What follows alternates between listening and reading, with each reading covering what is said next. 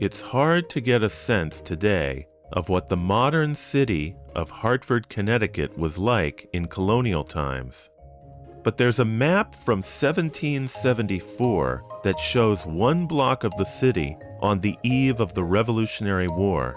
In this video, you'll learn about who lived and worked on this block around that time, including a pastor who was dismissed from his church for drunkenness, a slave-owning surgeon and apothecary who went bankrupt, one of the nation's earliest female journalists who is now in the Connecticut Women's Hall of Fame, and a church that literally stood in the middle of the road.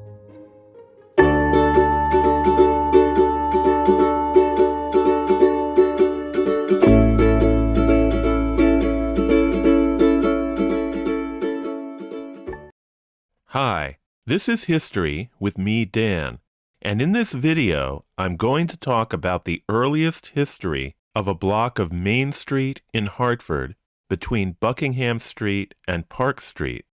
Now, if you've watched any of my other videos about different sections of downtown Hartford, when I show depictions of buildings in different parts of the city, they usually only go back to the mid-19th century.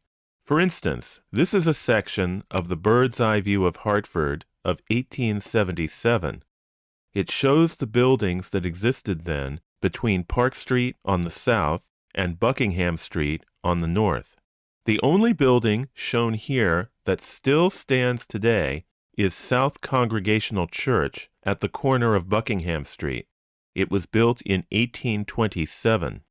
But in the case of this particular block, we have an amazing document that depicts buildings in this area way back in 1774. It shows what's now Buckingham Street on the right and the lots that extended south along Main Street. Now, this is another map that depicts the town of Hartford even earlier in 1640, although it was created much later in the 19th century. It shows that there was a lot of about 4 acres of land owned by John Moody. On the north of this tract was the road from George Steele's to the South Meadow. That road is today's Buckingham Street. The Moody tract extended southward to what was then the ox pasture. Moody was granted this land in 1636. His son, also named John Moody, sold the property in 1691 to the Second Church of Christ in Hartford. The second church, now South Congregational Church, had split from the first or center church over 2 decades before that. In 1694, Reverend Thomas Buckingham became the second person to serve as pastor of the second church. The church then conveyed to him the former Moody property. The 1774 map depicts Reverend Buckingham's 2-story center chimney house, which stood near the corner of today's Main and Buckingham Streets. This residence was later the home of the Reverend's son, Joseph Buckingham, Esquire. Instead of following his father into the ministry, Joseph became a lawyer. But when he died in 1760, his wish was for the church to inherit most of his property. Because his will had only been communicated orally, it was contested by several relatives. But eventually the probate court appointed Joseph's mother, Anne Burnham, as administrator, and she honored her son's wishes by finally deeding the property to the Second Church Society. Because the society intended to lease the property to others, Barnabas Hinsdale created this survey of its several lots, with sketches of the houses that existed there at the time in 1774. By the way, this reproduction of the map shown here appears in Edwin Pond Parker's 1892 History of the Second Church of Christ in Hartford. At the time, the original map was in the possession of Reverend John McCook, who lived nearby in the Butler McCook House, which still stands today and is the oldest house standing in downtown Hartford. The map had been passed down to McCook's wife Eliza from her grandfather, Dr. Daniel Butler. So what were these houses that existed along the future Main Street back in 1774? Let's start at the south end of the Buckingham Tract, as William Deloss Love does in his 1914 book, The Colonial History of Hartford. Just south of the Buckingham Tract was an open field, which, as I said, was part of the old ox pasture. This open land extended south along the west side of South Green, today's Barnard Park. The first building you would have encountered heading north from there was the small, one-story shop of William Adams, a shoemaker. Just north of that was a far more substantial building, a two-story residence with double chimneys on either end. This was referred to as the Parsonage House because it had been the home of another of Second Church's ministers, Reverend William Patten. In 1767, Second Church's pastor, Reverend Elnathan Whitman, was in poor health after 35 years of hard service, and he was unable to preach regularly. Reverend Patten was therefore brought in as a colleague pastor to help support Reverend Whitman. When he was hired, the church society also leased an acre of its land to Reverend Patten and provided him with funds to erect a house there. In addition, the society allowed him another acre of land next to his building lot to improve during his ministry. As was typical of the time, the church probably expected to enjoy the services of Reverend Patten for decades to come, but it was not to be. Before coming to Hartford, he had sought to be dismissed from his previous pastorate in Halifax, Massachusetts, due to the effects of what his son later described as hypochondriac fits. After a period of travel and rest, Reverend Patten had felt recovered enough to take on the new position at Second Church in Hartford. Unfortunately, by 1772, there was increasing uneasiness at both Second Church and First Church, where he also sometimes preached, concerning the pastor's behavior. As described in Parker's history, based on church records, charges were eventually brought against Patten of intemperance, quote, in the unseasonable and excessive use of spirituous liquors, unquote. A council, convened to investigate the charges, concluded, quote, in most of the instances particularly charged, the proof is not sufficient to support the charge, but charity obliges us to impute the actions which are charged as criminal effects of intemperance to the natural disorder Mr. Patten is subject to.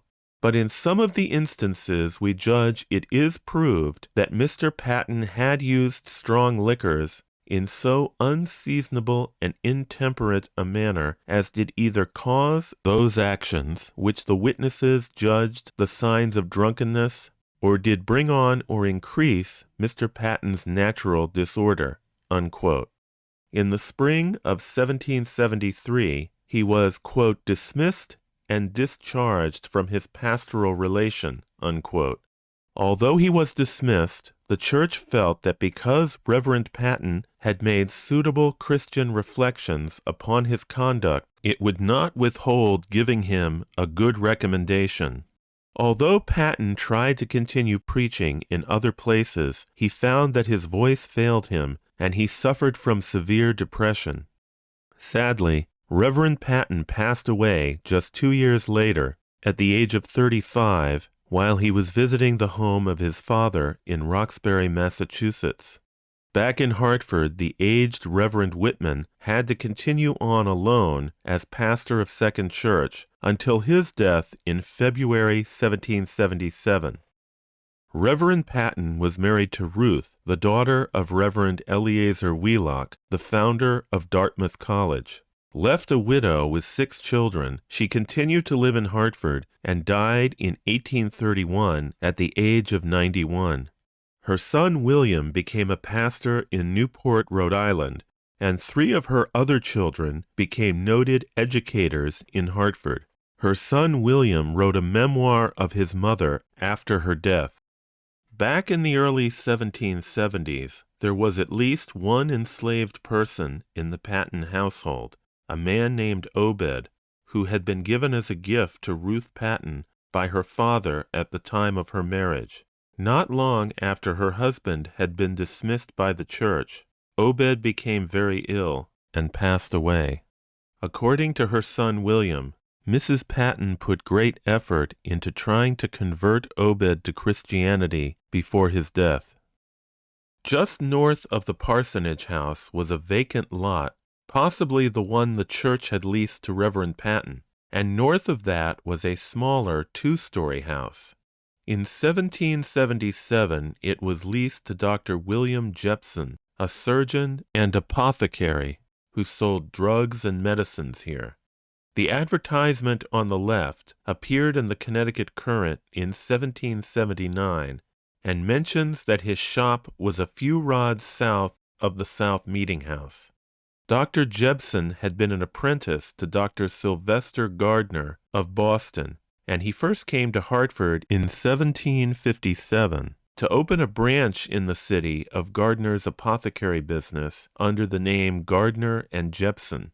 By 1764, Jepson was in business on his own at the sign of the Unicorn and Mortar. This is a map published in 1837 by the antiquarian John Warner Barber that shows buildings and their occupants along Main Street during the Revolution. It indicates Jepson's establishment on the east side of Main Street, north of the courthouse, which was about where the old State House would be built after the Revolution. Dr. Jepson spent lavishly. This led to substantial debts, and by late 1772, his insolvency was announced in the Connecticut Current. Earlier that year, the doctor relocated to the head of Tanner's Lane, the later Elm Street, next to Deacon Daniel Bull's. As I mentioned, his last move was to the Buckingham Tract in 1777. The Barber map indicates Jepson's place there, which, as we know, was located north of William Adams the shoemaker and Patton's parsonage house, and south of the Buckingham House. Dr. Jepson would remain here until his death in 1783. Recent research shows that both Dr. Jepson and his mentor, Dr. Gardner, relied on dependent, often enslaved laborers to make their medicine. As hard as his financial difficulties were for the doctor, their impact was much worse for the enslaved people Jepson held as property. They were likely sold to pay off his mounting debts, an act which could have led to the separation of families. Several enslaved people are known to have died in his household in the 1760s. A woman named Dinah in 1760, an unnamed female infant in 1764, and a male child in 1767. Jepson also listed for sale a 15-year-old boy in the Connecticut Current in 1780. The probate inventory at the time of his death did not include any enslaved people. As described by William DeLoss Love, quote, "The list of Dr. Jepson's drugs and medicines contained 136 items. He had a large assortment of bottles of various kinds, mortars, ladles, boxes, etc., a set of instruments for amputating, another for trephining, a case of dissecting knives, a set of teeth instruments, a case of 5 lancets, 7 catheters, a case of couching needles, and a syringe are mentioned. His medical library contained 52 volumes. The doctor had a horse, harness, sulky, and saddle." Unquote. Just north of Dr. Jepson's was a small, gambrel-roofed house that was leased in 1774 by Barzillai Hudson, a mason.